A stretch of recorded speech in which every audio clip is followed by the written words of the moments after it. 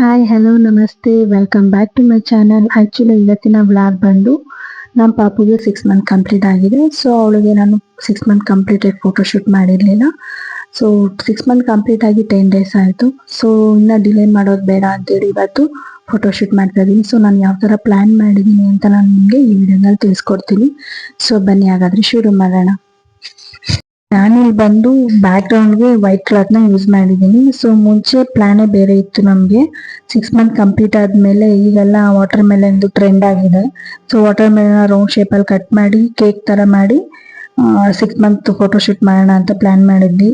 ಅಷ್ಟರಲ್ಲಿ ಮಳೆನೂ ಸ್ಟಾರ್ಟ್ ಆಯ್ತು, ನಮ್ಮ ಪಾಪುಗೆ ಕೋಲ್ಡ್ ಸಹ ಆಗಿತ್ತು. ಹಾಗಾಗಿ ಸರಿ ಬೇಡ ಇದು, ನಾವು ಆಕ್ಚುಲಿ ಪಾಪುಗೆಲ್ಲ 1 ಇಯರ್ ವರ್ಗು ನಾವು ಬಿಸಿನೀರೇ ಕೊಡ್ತಾ ಇರ್ತೀವಿ. ಸೊ ಆ ಥರ ಮಾಡಕ್ ಹೋಗಿ ಮತ್ತೆ ಕೋಲ್ಡ್ ಆಗುತ್ತೆ ಬೇಡ ಅಂತೇಳಿ ನಾನು ಅದನ್ನ ಕ್ಯಾನ್ಸಲ್ ಮಾಡಿದೆ. ಅದಾದ ನಂತರ ಈ ಥರ ಲ್ಯಾಡರ್ ಅಲ್ಲಿ ಮಾಡೋಣ. ಸೊ ಒಂದು ಪಾರ್ಕಲ್ಲಿ ಜಾರುಬಂಡಿ ಇರುತ್ತಲ್ಲ, ಸೊ ಆ ಥರ ಒಂದು ಆ ಥೀಮಲ್ಲಿ ನಾವು ಫೋಟೋಶೂಟ್ ಮಾಡೋಣ ಅಂತ ನನಗೆ ಅನ್ನಿಸ್ತು.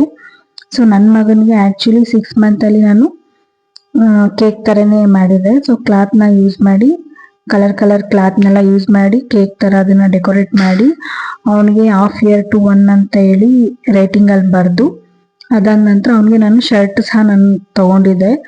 1/2 year ಬರ್ತಡೇ ಅಂತೇಳಿ ಶರ್ಟ್ ತೊಗೊಂಡಿದ್ದೆ. ಸೊ ಆ ಥರ ಶರ್ಟನ್ನ ಯೂಸ್ ಮಾಡಿ ಅವನಿಗೆ ಫೋಟೋಶೂಟ್ ಮಾಡಿದ್ವಿ.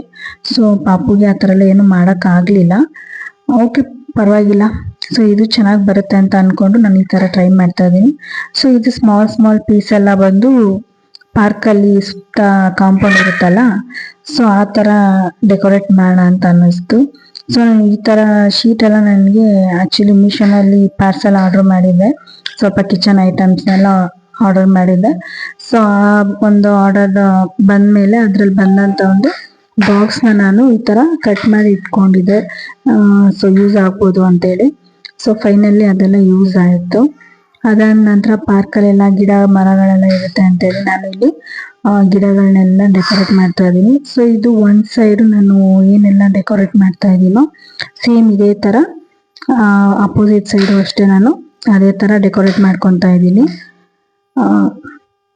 ಸೊ ಈ ಥರ ಫುಲ್ ಈ ಥರ ಎಲ್ಲ ಆ ಕಡೆ ಒಂದು 4 ಪೀಸ್, ಈ ಕಡೆ ಒಂದು 4 ಪೀಸ್ ಡೆಕೋರೇಟ್ ಮಾಡಿಕೊಂಡೆ. ಆ್ಯಕ್ಚುಲಿ ನಮ್ಮ ಪಾಪುಗೆ ನಾನು ಈಗಾಗಲೇ ರಾಗಿ ಸರಿನ ಕೊಡ್ತಾ ಇದ್ದೀನಿ.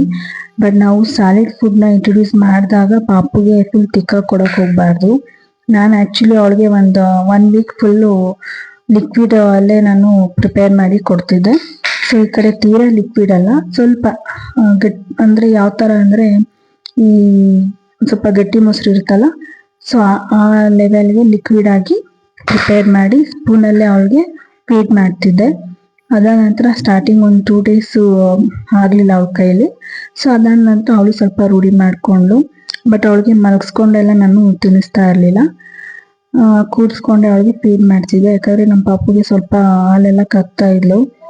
ಸೊ ಮಲಗಿಸ್ಕೊಂಡೆಲ್ಲ ಕುಡ್ಸೋದು ಬೇಡ. ಆ್ಯಕ್ಚುಲಿ ಸಾಲಿಡ್ ಫುಡ್ನ ನಾವು ಕೂರಿಸ್ಕೊಂಡು ತಿನ್ನಿಸ್ಬೇಕು. ಅದಾದ ನಂತರ ಆ ಕಡೆ ಒಂದು ಗೊಂಬೆ ಈ ಕಡೆ ಒಂದು ಗೊಂಬೆ ಅಂತೇಳಿ ಇಟ್ಟೆ, ಚೆನ್ನಾಗಿ ಕಾಣುತ್ತೆ ಅಂತೇಳಿ.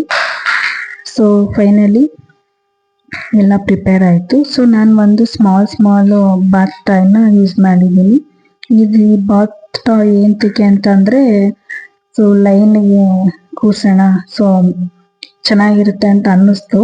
ಹಾಗಾಗಿ ಈ ಥರ ಬಾತ್ ಟಾಯ್ನ ಯೂಸ್ ಮಾಡ್ಕೊಂಡಿದ್ದೀನಿ.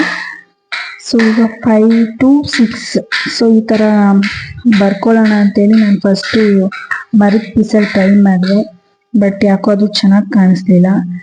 ಸೊ ಅದಾದಮೇಲೆ ಓಕೆ ಕಡಲೆ ಬೀಜದಲ್ಲಿ ಚೆನ್ನಾಗಿ ಬರುತ್ತೇನೋ ಅಂತೇಳಿ ಕಡಲೆ ಬೀಜ ಯೂಸ್ ಮಾಡಿದೆ.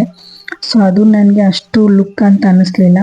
ಸೊ ಫೈನಲಿ ನಾನು ಮೈಸೂರು ಬೇಳೆನ ಯೂಸ್ ಮಾಡಿದೆ. ಮೈಸೂರು ಬೇಳೆನಲ್ಲಿ ಫಸ್ಟ್ 5 ಅಂತ ಬರೆದೆ, ಚೆನ್ನಾಗಿ ಕಾಣಿಸ್ತಿತ್ತು. ಸೊ ಅದ ನಂತರ 6 ಅಂತೇಳಿ ಬರೆದೆ. ಸೊ ಫೈನಲಿ ಔಟ್ಪುಟ್ ಅದು ಈ ಥರ ಬಂತು. ಸೊ ನನಗಂತೂ ತುಂಬ ಖುಷಿ ಆಯಿತು, ಚೆನ್ನಾಗಿ ಬಂದಿದೆ ಔಟ್ಪುಟ್ಟು.